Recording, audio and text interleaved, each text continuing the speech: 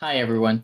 Welcome back to Bufnagle the podcast, where we explore entertaining and enlightening discussions of the adventure of life and all things good. From science and technology to history and philosophy to leadership and success. We hope to give you a better understanding of the world and skills for everyone to pursue their own adventure.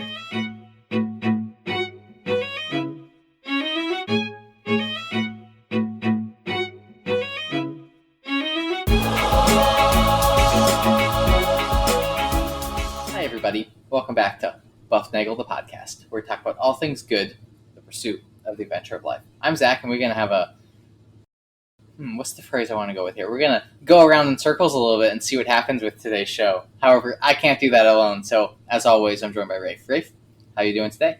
Zach, it is a wonderful day to be doing a podcast with you. It is, Zach, I'm fantastic. It is, the weather has gotten good. It is, some things at work have slowed down, which is awesome and give me a chance to breathe a little bit. And like always, we live in a glorious world, and it's a great place to be. Thank you to all the listeners. We are really glad you are here. We appreciate the time you give to us, and we try to make it worth your while. As always, we're reachable at bufnagle.com. We're on Twitter and Apple Podcasts, Spotify. We are so many places. We're like, Zach, we are on so many places that the other day I was at your sister's house and the baby was there, and I was listening to the baby monitor because it was like, and then I heard the baby in the other room go, "Listen to the buff." She was saying that. Her first words were "listen to the buff." It was really amazing, but it was on the baby monitor. But we are everywhere, Zach. We're everywhere. And if you are new to our podcast, we are glad you're here. Thanks for giving us, give us 4 episodes and see if we don't give you a reason to come back. We're talking about lots of different things. And remember, if you can subscribe and if you can give us a 5-star review, that is really awesome. And it's especially awesome because I get chocolate pudding. And Zach, you get? I get a bunch of brownies. Brownies. All righty. So that's where we are, Zach. Yeah. So speaking of circles, you watched people do a bunch of things in a very organized circle this weekend, if I'm not mistaken. Yes, I did. Zach was given the distinct pleasure of attending an event that most people probably don't even know it exists, I guess. I got to witness the last day of practice for the Indianapolis 500. And I got to witness the first part of the qualifying day for the Indianapolis 500. And it is, Zach, I've never seen anything like that. It was incredible from a number of perspectives. And that's what I think we're going to talk about today. All right. That sounds fantastic. But was there anything that was maybe unique about this experience besides the fact that it just was race cars? Well, it was, okay, so here's what I want to do, okay? I want to kind of walk back through the days, what happened, okay, and explain what's going on, and some discussions of the Indianapolis 500, because I know a lot of people know it as a car race. If you've ever been to Indianapolis in May, it is bigger than a car race. It's a thing. It's a whole cultural thing.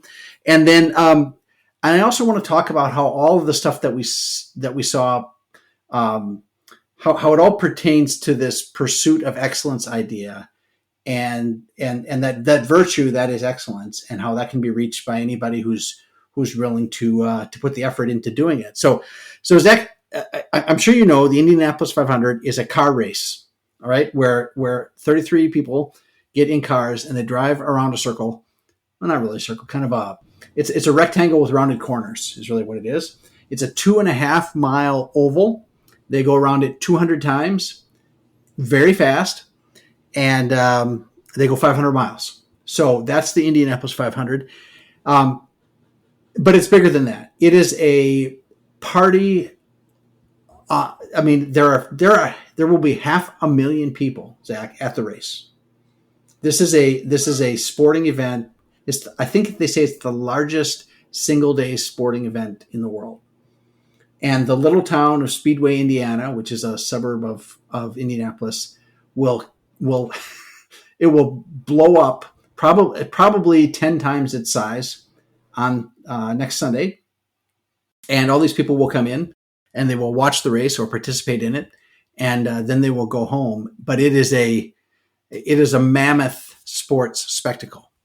Yeah, I mean it's a big thing. If you're familiar with racing in general, you have Daytona 500, Indianapolis 500 are the two big American races, and then if you look overseas, you have Monaco, which is probably the biggest F1 race, which is its own level of party. And like when you talk about like a party, but like Monaco is like, there's yachts there, you're on your beautiful scenic views, and like the race itself is just iconic because of the fact that it's an F1 race, and you're doing all of these fancy, double chicanes, hairpin turns, and it's a pursuit and a push of like, how fast can we make this car go? And then beyond that, you also have the 24 hours of Le Mans, which is a different type of feat in itself, because you have four different classes of cars, you have cars competing for different titles, you have, car manufacturers are using it as testing grounds for future cars for people, to actually drive in.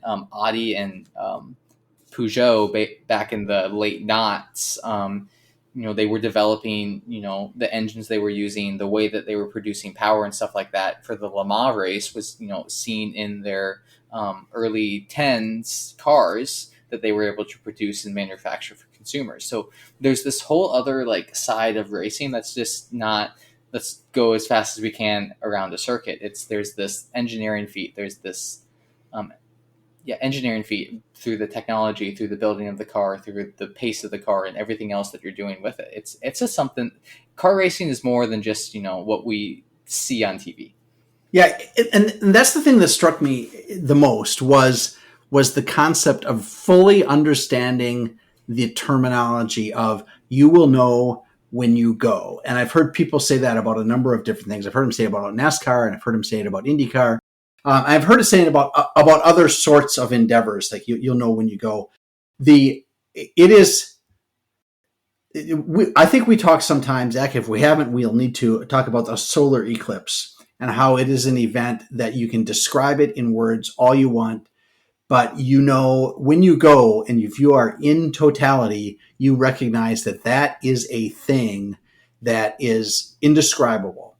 And being around this last 2 days, I was at the what's called Fast Friday, which is the last day of practice, and then the qualifying thing on Saturday was one of these. When you go, I don't think I've seen something move that fast on the ground. All right, so airplanes, when they the big jets, they land and take off, I don't know, 150, 190 knots, something like that. These cars are doing 240 miles an hour down this mile-long straightaway in the front and the back. It is remarkable how fast that is. You can think, well, it's got to be pretty fast, and you see it on TV. It is like nothing you've ever seen before. So the way it works is the Indy 500 is held over Memorial Day weekend, and it's typically the Sunday of Memorial Day weekend. They won't run it in the rain, so that can happen sometimes in May here in Indiana. But they will. They do that race on Memorial Day weekend. But before that, there is practice time first, where they practice for about a week. And then there's qualifying. And qualifying is what sets the order of the start, right? You want to start in the pole position, which is the inside front left, because they always make left turns. So you want to be that first. You want to be the first one because there's nobody in front of you. You get to choose what line you get, if you get outside or inside, if you're number one? I think so, but I think it's called the pole position regardless, and some people like to be higher so they can go around the corner differently, but you get first dibs, I guess is the way to look at it. You get to go first, right? And the 33rd car is the last one in the line, and you gotta work your way through the field if you're going to win it. And Zach, this is they do practice. The way they do practice, from what I hear, is they get there and they tweak the car, and they tweak the tires and the spoilers and all that, and the drivers get used to the track and all that kind of thing, and they spend the week getting ready. But on Friday, it's called Fast Friday. Apparently, they get to turn like their carburetor all the way up, where they get to use their fuel injector or their super booster pump or whatever it is. But they go really fast on Friday, and that's why people go to. They go to practice anytime to see this sort of thing, but on Fast Friday is the one they really want to get to, and that's the one I got to go to on Friday afternoon. I was fortunate enough to go to. I know a guy, Zach, I know a guy named DJ, and he runs a company called Pinnacle Solutions, and they had one of the luxury boxes at the track. All right, so it's your luxury box like at any major sporting event. There are luxury boxes where there's big glass, huge glass windows out the front, and inside is there's a veritable smorgasbord of food, and there's food and drink, as they say, and it's air conditioned and it's wonderful. But we also, because we were in those luxury boxes, we got pit passes and garage passes. And the pit passes and the garage passes let us get to places where the average fan doesn't get to go. And that was the remarkable thing. We went right down. No, we weren't actually in the pit, but if you see the race, there's a little concrete wall about 2.5 feet high, and we were right on the other side of that wall. Right, we were right there with those, those machines that go zzz, zzz, zzz, zzz, right, that take the tires on and off, the zzz, zzz machines. Right, we saw those guys doing that. We saw the big pneumatic hoses, all the tires. Okay, so there's all sorts of stuff about this that it's obvious to me now that they do this, but I hadn't really thought that they do this. Okay, so there are front tires and there are back tires, and they're not the same size. Okay, and there are left tires and there are right tires, and they're not the same either. Right, and there's softness and hardness of tires. Right, and there's slicks, and then there's rain tires as well. Okay, and they always want to drive in slicks because those are faster, they're smooth, the racing slicks. And you don't have to drive in the rain.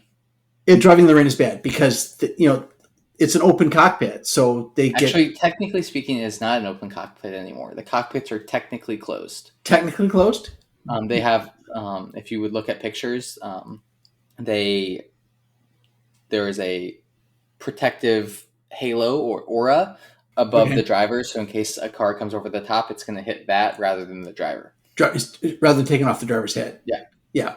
But it's still, I mean, in theory, you could open a can of soup and dump it in there, and it would go into the right. Okay, so don't open cans of soup over the Indy drivers. So, but we were right there, Zach, and they had left and right tires, and they sequenced them all out. So the tires there will say, like, I went down there, and there was like a row of tires: 8R, 8L. 9R, 9L, 10R, 10L. And they had these all lined up, ready to go, ready to get put on. And it was when the tires come off the car, they take them back, and Firestone is the tire company, I guess. And they do all sorts of research on these. There's a big arrow, a yellow arrow on the side of the tire that points to where the valve stem is. So if you're the guy who has to put air in the tire for some reason very rapidly, you can find that valve stem. And then they worry about the balance of that tire. There's all sorts of little balance weights on there. And sometimes even just little pieces of like metal tape on there, Zach. It was really amazing to see this stuff.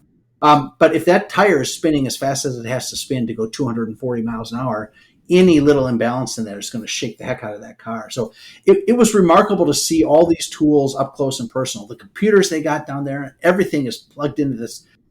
And then we got to go to the garage. Did I tell you that? Okay, so these it's really amazing because these cars are, they don't like drag them around with tow trucks. They just push them everywhere. There's this little cart thing that goes underneath the back of it, and you push it down, and the wheels come up, and they lift them up, and you can pop the tires off with a tool, right? That thing, they pops them right off, and they would take these back to the garage, and they would test them. You could hear them testing they test the engine, and then they test in the transmission, all the shifting and stuff like that. And you hear it click, click, click, click, click, clacking. And we got to be right there with these guys. They have all the machines hooked up, a bunch of laptops plugged into the car, and they're reading all these, oscilloscopes and all this kind of stuff. It was remarkable to be right there at everything they were doing and to see what has to happen behind the scenes. It was a remarkable thing. If you get a chance, you should go. With that said, but I think a lot, I talked about this at the beginning, but a lot of people forget about the fact that there's a bunch of math and science and mechanical problems going on with racing a car. It's not just hey, let's do a bunch of left turns. It's what are we doing to enable ourselves to do the best left turns we can? What are we doing to our car? How are we positioning it? Does our driver like a certain thing that maybe is advantageous to us, or is it something that's disadvantageous to normal drivers, but our driver is able to take advantage of it and turn it into a strength? There's all these other things going on, which is just like a driver personal preference thing, on top of the fact that there's mechanical and engineering feats of this ridiculous intelligence being made too by guys who are, wasting a bunch of gasoline. Well, it is. That is the thing that I saw when I first. Okay, so I showed up on Friday afternoon to this thing, and as I've driven by the track a couple times, Zach, because your sister lives right there in Speedway, and I've driven by the track, and it's this massively gigantic stadium-looking complex. But I didn't really know, where's the door where you go in, right? I mean, so there are gates all the way around this thing, and they were doing practice at the time when I got there at late afternoon on Friday. And when I showed up, you could hear it, the stands. You can't see my hands. They're like really wide here now, right? The stands it's nearly a mile long of grandstand because it covers the whole front stretch, and you would hear the cars going. I'm approaching it from the outside. You hear them going left to right past you. And it sounds like, the only thing I can think of, it sounds like a theater that has really good acoustic computer control, that it can make the sound move around the room. It sounded like somebody was doing really good computer control sound, where it goes down from one side to the other. And it's really loud and really intense, but really short, because there's only one car on the track at a time. Right. And so you'd hear this car go around, and then you would wait a minute, and another one would go by. And then you go there, you show me a little pass, and you walk in there, and you go underneath the track, and we popped up on the infield, which is on the other side of the track. And you hear the cars going over as you're walking underneath the tunnel. But I guess I got this feeling toward the end when these cars are just flying around the track. It was like, okay, this is just engineers showing off. All right. I mean, these guys are like, check what I can do with a carburetor. It is, I don't have words to say how awesome it was to see those things going that fast.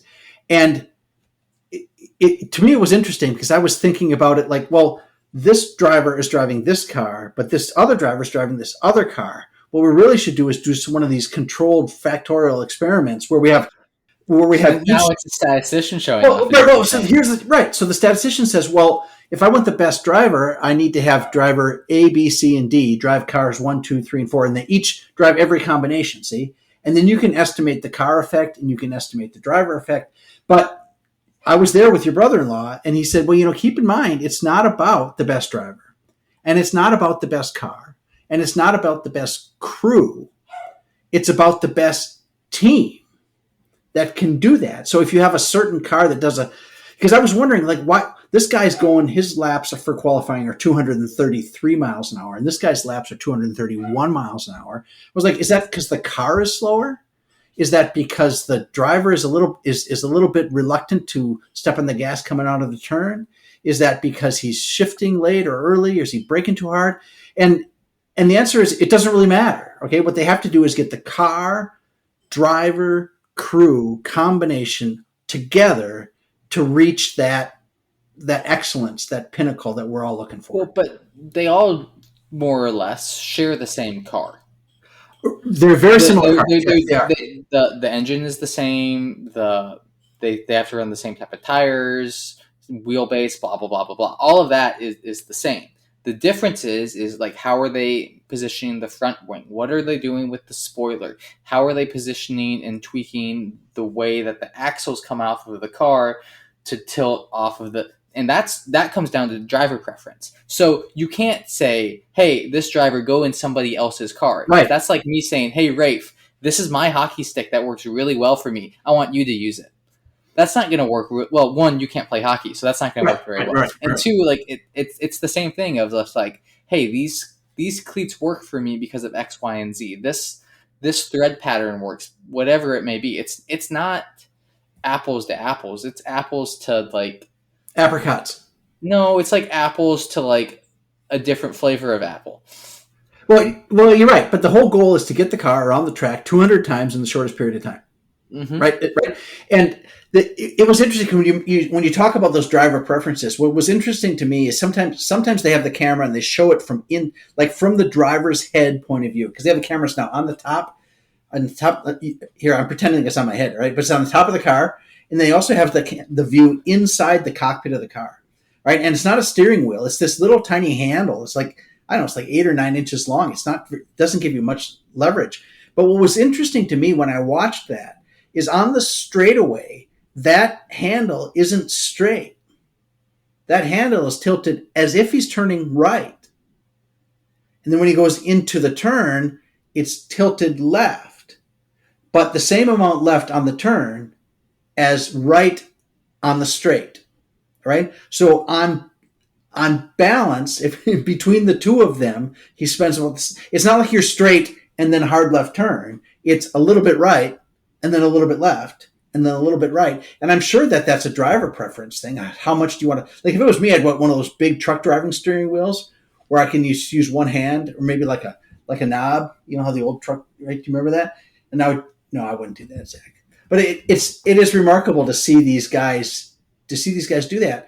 And if you go and watch that, seeing them careen down this straightaway and then get into the first turn, that turn comes on them like just in a heartbeat.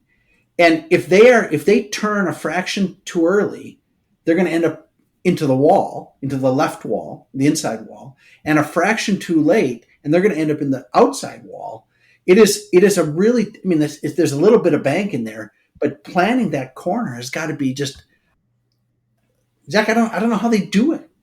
It's really, really, really fast. Yeah, I mean, they've been doing it since they were 8. I mean, that's That is a good point. That is a good point. and they have very smart people helping them with stuff. They got spotters in the sky telling them where they're at, where people are around them. It's you mentioned it. It's a team thing. Yes, the driver is the one winning the spotlight, and the driver is doing a lot of work. You're taking on a lot of G's when you go around those corners. But the spotter, the crew chief, the left front tire replacer guy, all of those guys, they have a role to play. And it's understanding, unlocking that role and coming together, and then you become a greater than the sum of your parts. And that's special. That's unique. Well, that is the thing that Chris pointed out to me. He was like, these teams, when we look at them, and you would see them at qualifying, they're all kind of lined up, and they were just lined up along the pit row. And the one guy would take off from the end, and they would all they'd all march 20 feet forward. It's like it's a cue, like going to the movies or something like that. Next. Right. And then they would go and do their 4 little laps, and then that guy would come off, and the next guy would go.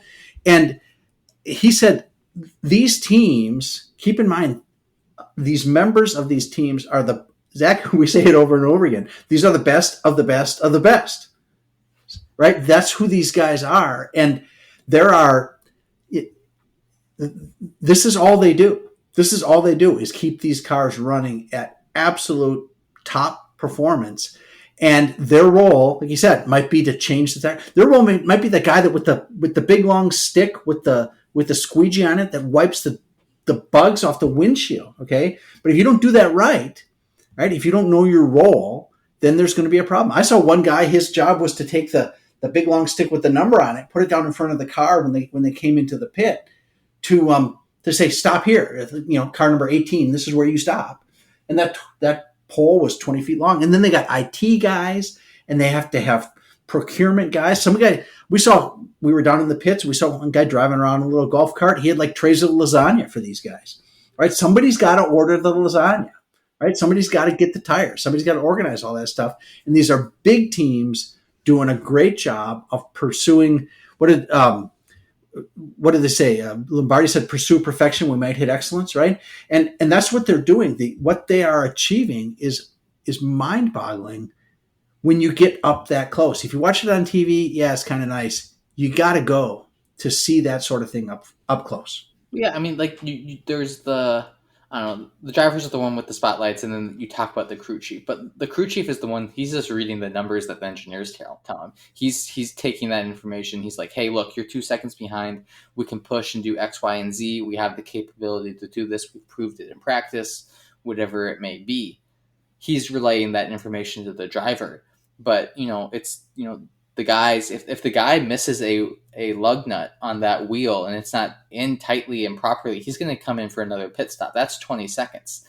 That stuff's going to add on. How are you going to be able to make up those 20 seconds? Are you going to be able to get a safety car out to be able to allow yourself, to maybe get lucky, allow yourself back into the race? What's your drafting strategy? What's the downforce on the car? The driver doesn't know any of that. They just know that, like, hey, when X, Y, and Z happens, I need to be able to capably do this in my car. That stuff's important. Yeah, there's all sorts of strategies during that race. Do you pit early? Do you pit late? If there's going to be a lot of cautions, you're not going to burn the fuel as much. You really want to end the race as your car expires with fuel, right? Because fuel is heavy and it slows you down, right? So you can't run the whole race with a full tank. You can't just like come in every couple laps and fill up the tank because you can't maintain the speed. So there's some strategy that takes place. There's some guesswork. And you can have all these little computer printouts, but at the end of the day, that driver can say, you know what, I can feel that it's pulling left, or I can feel that I'm getting a more efficient corner, I was able to spend more time drafting that guy than we thought we were, so we're saving gas on that sort of thing. There's still all those mechanical engineering principles are in place, but there's still, at the end of the day, there's still human beings doing the human work. To pursue the excellence. And that was the thing that was remarkable to me, is seeing these guys work in a field dedicated to excellence. It doesn't matter what color those guys are, what their political affiliation is. None of that stuff matters. If you're the best guy to tighten the lug nuts, or if you're the best guy to wipe the windshield or drive the car, we want you on the team. And it was remarkable to see that. It was the high fives going around from the team members and the teamwork and the radios. And it's a great team sport. It's a great team sport that I don't think a lot of people see it as a team game. I mean, like, everything is a team game in certain aspects. It's just like, yes, spotlights are on different people. And it's a lot of the time in racing, the spotlight is on the driver. Jimmy Johnson, Jeff Gordon, Max Verstappen, whoever it may be, Danica Patrick. It's the names of the people. You can't name the crew chief. No, I mean, I have no idea. Maybe you can. Like F1, they have a little bit more spotlight on some of those guys just because of the global nature of the sport. But we always often forget about the guy with their head down doing their job to allow the person in the spotlight to be successful.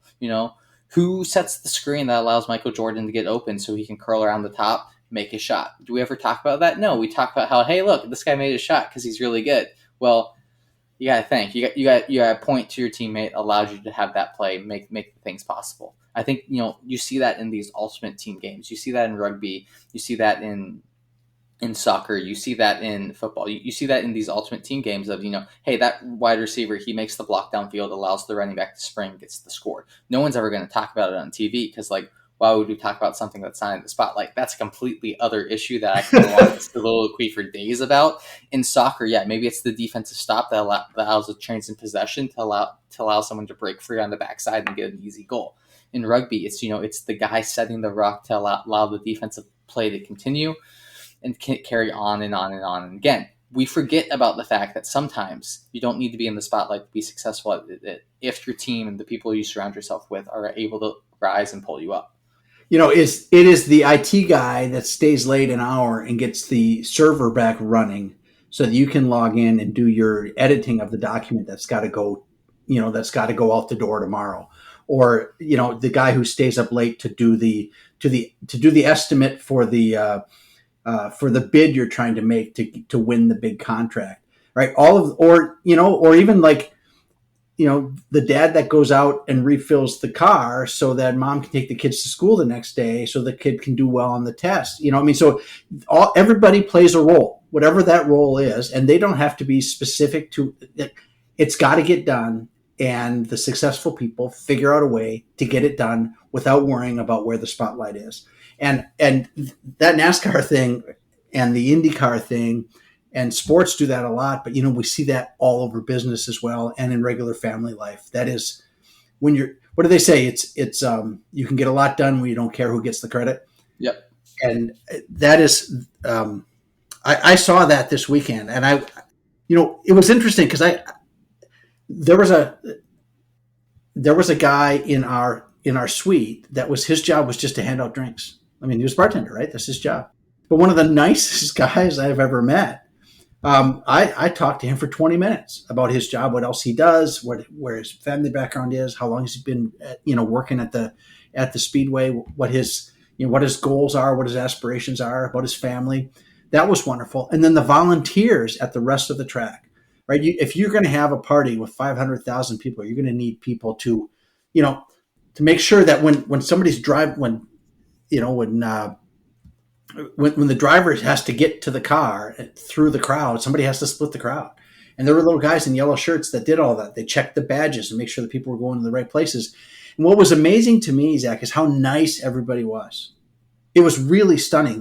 Nobody was, I'll say it. I'll admit it right here on the radio, right? I wasn't supposed to go past the white line all the way into the pit, but I did.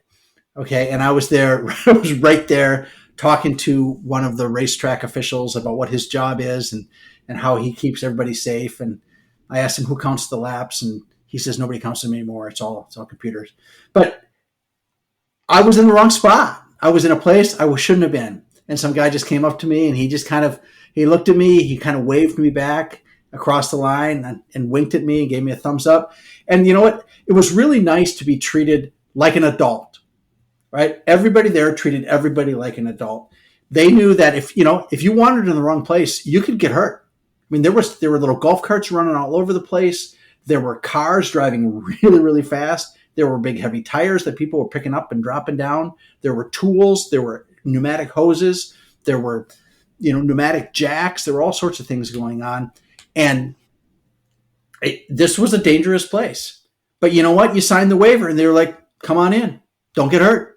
It's on you, and I like Zach. I like being trusted. It was a wonderful, wonderful experience. And he said, stay outside the line. I said, okay. And I stayed outside the line.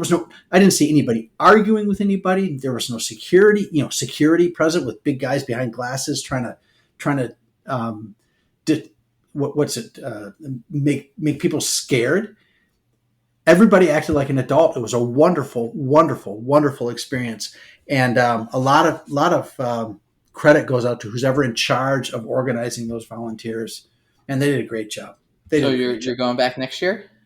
Yeah. I'm hoping DJ. Are you gonna try to bring your own team, or are you gonna maybe you should see if they would let you do hey, can I change a tire?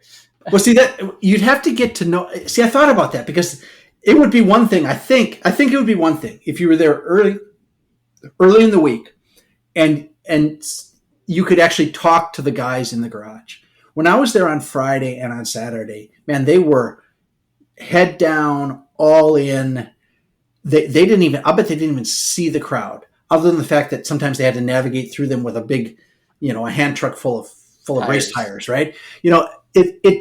They were all in, and I can't imagine what's it like doing your job, having a bunch of yahoos like me standing over your shoulder going, hey, what's that button do? It was, they were great. The crews were great. I think if you were there early in the week, you might be able to say, hey, how much force does that put on that torque wrench? Or you could talk to them about those little things. But when they were busy on Friday and Saturday, it was really great. Nobody talked to them, except for every now and then the drivers would stop and chat with the fans. IndyCar has done a wonderful job with the interactive fan experience. Everybody that I talked to said it was phenomenal. Imagine an NFL game where you could go stand on the sidelines. I mean, that's what it was like. Or an NBA. The NBA players, some of the players do that. They interact with the fans in a positive way. Some of them maybe not positively. But I think sports groups are figuring out that it's better for them if they're nice to the fans, seeing as they pay the salaries.